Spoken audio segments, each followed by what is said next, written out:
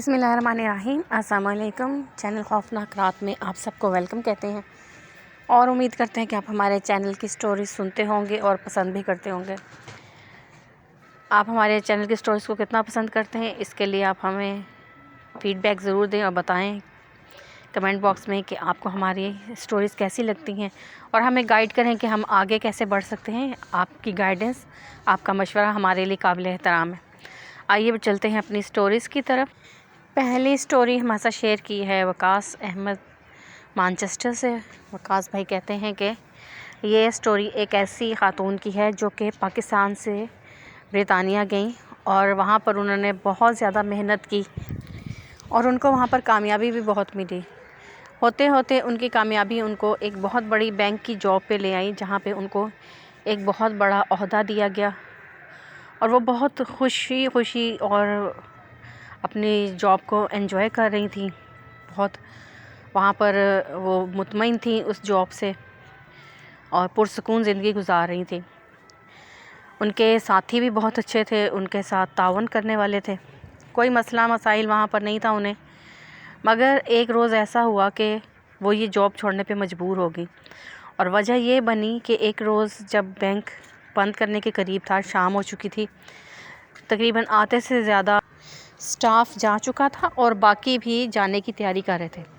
अब ये वेट कर रही थी कि ये सब लोग जाएं तो मैं भी बैंक को क्लोज़ करूं, क्योंकि इनका ओहदा सबसे बड़ा था तो सबसे आखिरी में सब चेकिंग वगैरह करती थी और अपनी निगरानी में बैंक को बंद करवाती थी।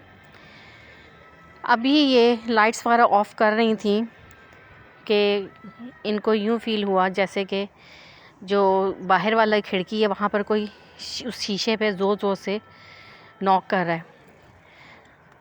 इन्होंने समझा कि शायद मेरा कोई वहम होगा। ये अपने काम में मसरूफ़ रहीं और सब चेक कर रही थी लॉक्स वगैरह और लाइट्स वगैरह को। तो कहती हैं कि दोबारा से नॉकिंग शुरू हो गई।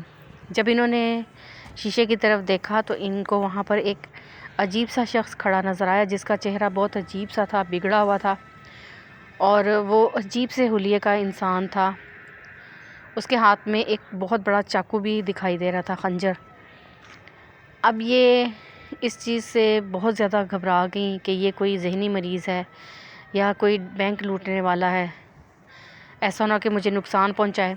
इन्होंने ख़ुद को तो सिक्योरिटी लॉक के ज़रिए सेव कर लिया। एक जगह पर ये महसूर हो गई, इन्होंने अपने आप को सिक्योरिटी लॉक्स के अंदर महफूज कर लिया। मगर फिर भी इन्होंने पुलिस को इन्फॉर्म करना बहुत ज़रूरी समझा और पुलिस को कॉल की। जब तक पुलिस वाले आए वो चीज़ जो थी, वो जो भी शख्स था वो वहाँ से गायब हो चुका था और तकरीबन 10 मिनट तक वो इनका शीशा खटकाता रहा था इनके बैंक का, मगर अब वो अचानक से गायब हो चुका था। और जब इन्वेस्टिगेशन शुरू हुई तो जो हैरत अंगेज़ चीज़ सामने आई वो ये थी कि किसी भी सीसीटीवी कैमरे में उस शख्स का वजूद कहीं पर दिखाई नहीं दे रहा था।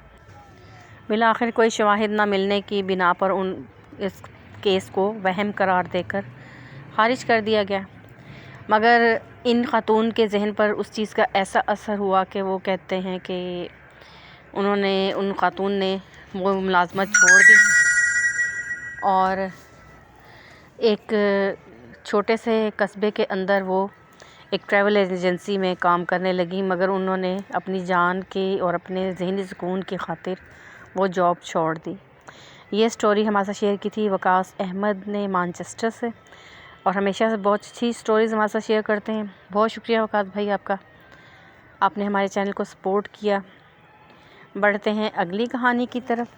ये कहानी हमारे साथ शेयर कर रही हैं नजमा लाहौर से। नजमा कहती हैं कि मेरी एक सहेली की फैमिली के साथ ये वाक़या पेश आया था जो मैं आपके साथ शेयर कर रही हूँ और ये मेरी सहेली ने ही मुझे सुनाया था। हुआ कुछ यूँ कि वो लोग बहुत हैप्पी फैमिली थे। 2 बहनें और 2 भाई आपस में बहुत ज़्यादा सलूक इत्तेफाक से रहते थे। माँ बाप भी बहुत अच्छे थे और बहुत अच्छी सुलझी हुई फैमिली थी। बच्चे पढ़ रहे थे, इसके अलावा अंकल का अपना कारोबार था और वो लोग बहुत खुश खुर्रम ज़िंदगी गुजार रहे थे। एक बार ऐसा हुआ कि उन लोगों ने सोचा कि हम پہاڑی علاقوں کی سیر کے لیے چلتے ہیں، اور ان لوگوں نے تیاری کی، بچوں کی چھٹیاں تھی تو وہ لوگ، ان کے والد صاحب نے بھی رضامندی دے دی، اور ایک ہفتے کا پروگرام بنا کر وہ لوگ پہاڑی علاقوں کی سیر کے لیے چلے گئے۔ سب سے پہلے وہ جب ایک جگہ پہنچے تو ان لوگوں کو رات ہو چکی تھی۔ وہ کہتے ہیں کہ ہم لوگ نہیں جانتے کہ ہم لوگ کہاں تھے، کیونکہ ہم مری سے تو بہت پہلے نکل آئے تھے، لیکن اس کے بعد کا راستہ ہمیں معلوم نہیں ہو رہا تھا، بہت زیادہ موسم خراب تھا، اور اس موسم کے اندر ہی ہم لوگوں کو معلوم نہیں ہوا کہ ہم راستہ بھٹک گئے تھے۔ وہ کون سی جگہ تھی ہم نہیں جانتے، مگر بہت زیادہ ویرانہ تھا، اور بہت ہی زیادہ وہاں پر پہاڑ تھے، اور کچھ سمجھ نہیں آ رہی تھی کہ ہم لوگ کس مقام پر ہیں، اور ہمارے موبائلز بھی کام نہیں کر رہے تھے، نیٹ ورک بالکل بند ہو چکا تھا، یا شاید غیر مرئی مخلوقات جو وہاں موجود تھی انہوں نے اس حال تک پہنچایا تھا۔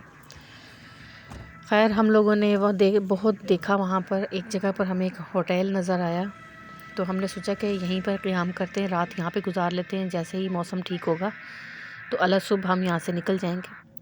ہم لوگوں نے اپنا سامان وغیرہ نکالا گاڑی سے، اور ہم لوگ ہوٹل کی طرف چلے گئے، اور ہم حیران بھی تھے کہ اتنے ویرانے میں یہ کہاں سے آ گئے۔ خیر ہم لوگوں کے لیے بڑی خوشی کی بات تھی کہ ہمیں ایک ٹھکانہ مل گیا تھا، ورنہ ہم سوچ رہے تھے کہ شاید اس جنگل میں ہمیں گاڑی میں ہی رات گزارنی پڑے گی۔ ہم لوگ مزید آگے بھی نہیں جا سکتے تھے کیونکہ ہم آلریڈی راستہ بھٹک چکے تھے، اور مزید آگے جاتے تو اپنے لیے پرابلم کو بڑھانے والی بات تھی۔ خیر ہم لوگ جب اندر گئے تو ہمیں کاؤنٹر پر ایک ہی وہاں پر نظر آیا بندہ کھڑا ہوا، جس نے کہ ہمیں ریسیو کیا، ریسیپشن پہ وہی تھا، اور اس نے ہمیں ایک کمرے کی چابی دے دی، اور کہنے لگا کہ ہم آپ کو اس روم میں 2 بیڈز ہیں، ہم آپ کو مزید بیڈز لگوا دیتے ہیں جتنے آپ کہیں گے۔ اور ہم نے جب ان سے کہا کہ ہمیں 2 کمرے چاہیے تو کہنے لگا کہ باقی کمرے خالی نہیں ہیں۔ خیر ہم لوگوں نے اسی کو غنیمت جانا، اور ہمارے والد صاحب نے کہا کہ چلو اپنے کمرے میں 2-3 بیڈز اور لگوا لیں گے، اگر یہ لگا دیں گے، کمرے کو دیکھیں تو صحیح حالات کیا ہیں، اس حساب سے بیڈ لگوا لیں گے۔ ہم لوگ جب اوپر پہنچے ان لوگوں نے ہمیں کہا کہ آپ اوپر چلے جائیں، اور وہاں سے بائیں طرف دوسرے نمبر پہ جو کمرہ ہے وہ آپ کا ہے۔ ہم لوگ جب اوپر گئے اور تو ہم نے دیکھا کہ بالکل سناٹا تھا، جس طرح سے وہ کہتے کہ تمام کمرے جو ہیں وہ بیزی ہیں اور ان میں لوگ موجود ہیں، مگر وہاں پر کوئی ایسی ہمیں ہلچل نظر نہیں تھی آ رہی۔ خیر ہم لوگ دوسرے نمبر والے کمرے کو دیکھا اور دروازہ کھولا، کمرہ خاصا معقول تھا اور ہم لوگوں کو اچھا لگا۔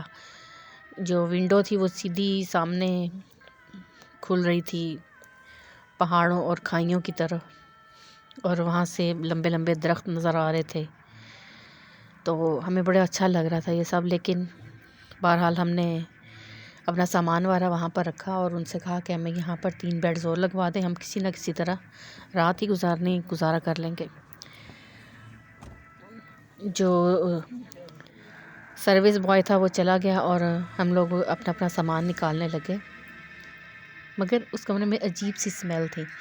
ہم لوگوں نے کھڑکیاں کھول دیں تاکہ ہوا اندر آئے، شاید کافی دنوں سے کمرہ بند تھا تو اس وجہ سے وہ اسمیل آ رہی ہوگی، ہمیں کچھ سمجھ نہیں آ رہی تھی۔ انہوں نے 3 بیڈز وہاں پر اور لگوا دیے، اور ہم لوگ جو کھانا لے کر آئے تھے وہ ہم نے گھر سے اسی کو ہم نے گرم کروایا۔ ہمیں نہیں معلوم تھا کہ کچن کس سائڈ پہ، مگر بہرحال ہم نے انہیں کھانا دیا کہ ہمیں گرم کر دیں۔ کھانا کھا کر ہم لوگ اپنے اپنے بیڈز پہ لیٹ گئے، میں اور میری سسٹر اور بھائی دونوں جو تھے وہ ایک ایک بیڈ پہ لیٹ گئے، اور اسی طرح سے ہم لوگوں نے اپنا کیا جس طرح سے ہم لوگوں کو کرنا تھا گزارا۔ بہرحال مجھے اور میری بہن کو بالکل دروازے کے ساتھ جگہ ملی، جو بیڈ وہاں پر تھا وہاں پر ہم لوگوں نے اپنا بستر بنا لیا اور ہم اس پر لیٹ گئیں، اور اس کے ساتھ میں ہمارے دونوں بھائی اپنے اپنے گدے پہ آ گئے۔ امی اور ابو کے لیے جو 2 بیڈز لگے ہوئے تھے آلریڈی وہ اس کے اوپر تھے۔ اب یہ ہوا کہ سب کو چونکہ تھکے ہوئے تھے اور سب کو نیند آ گئی، مگر مجھے نیند نہیں آ رہی تھی۔ میری ایک عادت بہت بری ہے کہ اگر میں کہیں بالکل اجنبی جگہ پر جاؤں تو مجھے جلدی نیند نہیں آتی، اس لیے میں جاگ رہی تھی۔ رات کے کوئی 1:30 کا ٹائم تھا، 1:30-2 بجے کا، تو ایک دم سے ایسے آوازیں آنے لگی جیسے ہمارے ساتھ والے برابر والے کمرے کے پاس کوئی کھڑا ہے، کیونکہ فٹ سٹیپس کی آوازیں آ رہی تھیں، قدموں کی آواز، اور اس کے ساتھ ہی بہت سے لوگوں کے ہنسنے کی آوازیں بھی آ رہی تھیں۔ مجھے بہت حیرت ہو رہی تھی کہ اس رات کے اس پہر میں یہ لوگ ہنس رہے ہیں۔ خیر میں نے سوچا کہ یہ لوگ بھی گھومنے کے لیے آئے ہوں گے اور انجوائے کر رہے ہوں گے، اور آپس میں بہت سے لوگ مل کر آئے ہوں گے، تو جب کزنس وغیرہ اکٹھے ہو کر آتے ہیں تو پھر انجوائے کرتے ہیں اور ہنستے بھی ہیں اور بولتے بھی ہیں۔ تقریباً 15-20 منٹ کے بعد وہ ہنسنے کی آوازیں رونے کی آوازوں میں بدل گئیں۔ یہ چیز بہت زیادہ حیرت والی تھی کہ پہلے یہ لوگ اتنا ہنس رہے تھے پاگلوں کی طرح، اور اب ایک دم سے رونا شروع کر دیا انہوں نے۔ عورتوں کے مردوں کی چیخیں مارنے کی آوازیں آ رہی تھیں۔ 15-20 منٹ کے بعد وہ آوازیں بھی بند ہو گئیں، اور اس کے بعد یوں محسوس ہونے لگا کہ جیسے ہمارے کمرے کے باہر کوریڈور میں کوئی چل پھر رہا ہے، اور بہت بھاری قدموں سے چل رہا تھا۔ ایک قدم ہلکا ڈلتا تھا اور دوسرا بہت بھاری، جیسے کوئی لنگڑا کے چل رہا ہے، اور جب وہ دوسری ٹانگ اپنی رکھتا ہے تو زور سے دھم کی آواز آتی۔ پھر تقریباً 15-20 منٹ تک وہ یوں ہی چلتا رہا۔ اس کے بعد اس کے چلنے کی آواز میں پائل کی کھنک کی آواز بھی شروع ہو گئی۔ وہ آہستہ آہستہ دھیمے دھیمے پورے کوریڈور میں چلتا ہوا آ رہا تھا، اور پھر جیسے وہ ہمارے کمرے کے باہر آ کے رک گیا۔